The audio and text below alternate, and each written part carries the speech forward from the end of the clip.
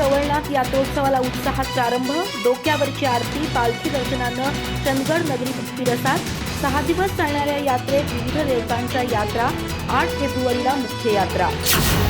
सह्याद्रीच्या कुशीत वसलेल्या ऐतिहासिक चंदगड नगरीचे आराध्य दैवत आणि भक्तांच्या श्रद्धेचा अखंड आधार असलेल्या श्रीमंत देव रवळनाथ यांच्या वार्षिक यात्रोत्सवाला बुधवारपासून म्हणजेच दिनांक 4 फेब्रुवारीपासून मोठ्या उत्साहात प्रारंभ झाला आहे।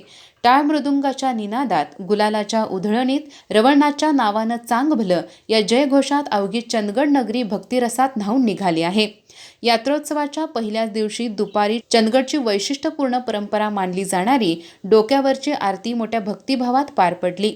पारंपरिक वेशभूषेत कपाळावर भंडारा धारण केलेले मानकरी व पुजारी आरती करत असताना त्या दिव्य क्षणाचे साक्षीदार होण्यासाठी मंदिर परिसरात भाविकांची मोठी गर्दी झाली होती। आरतीनंतर फुलांनी सजवलेल्या पालखीतून देवाचे दिव्य दर्शन होताच भाविकांनी श्रद्धेने पुष्पवृष्टी करत आपली भक्ती व्यक्त केली। यात्रोत्सवाचे आणखी एक प्रमुख आकर्षण म्हणजे देवाला चढवण्यात आलेले वैभवशाली अलंकार। यात्रेनिमित्त श्रीमंत देव रवळनाथ यांना 40 तोळ्याचा सुवर्ण मुखवटा, चांदीचा कलाकुसर केलेला मुखवटा तसेच पालखीतील चांदीची अश्वारूढ मूर्ती परिधान करण्यात आली आहे।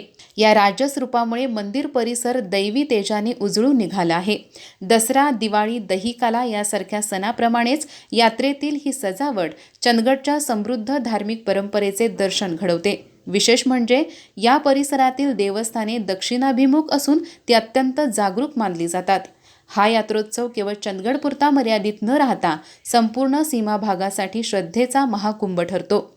तळ कोकणातील घाटमाथ्यावरील गावांमधून तसेच बेळगाव, खानापूर परिसरातून हजारो भाविक दरवर्षी या यात्रेसाठी उपस्थित राहतात। भाविकांच्या सोयीसाठी यात्रा कमिटीच्या वतीने दर्शन रांगांचे नियोजन, पिण्याच्या पाण्याची व्यवस्था तसेच आरोग्य सुविधा चोखपणे उपलब्ध करून देण्यात आल्या असून याबद्दल भाविकांनी समाधान व्यक्त केले आहे। 6 दिवस चालणाऱ्या यात्रोत्सवात दररोज विविध धार्मिक विधी व यात्रा पार पडणार आहेत। 5 फेब्रुवारी रोजी श्रीदेव चाळोबा यात्रा, 6 फेब्रुवारीला सातेरी, भावेश्री व देव म्हारताळ यात्रा, 7 फेब्रुवारीला पवनपुत्र हनुमान यात्रा होणार असून 8 फेब्रुवारी रोजी मुख्य यात्रोत्सव साजरा केला जाणार आहे।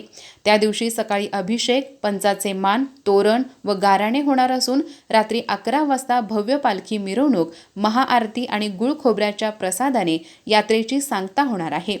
चंदगडचा हा यात्रोत्सव केवळ धार्मिक परंपरेचा सोहळा नसून समाजातील ऐक्य, श्रद्धा आणि संस्कृतीचे जिवंत प्रतीक आहे।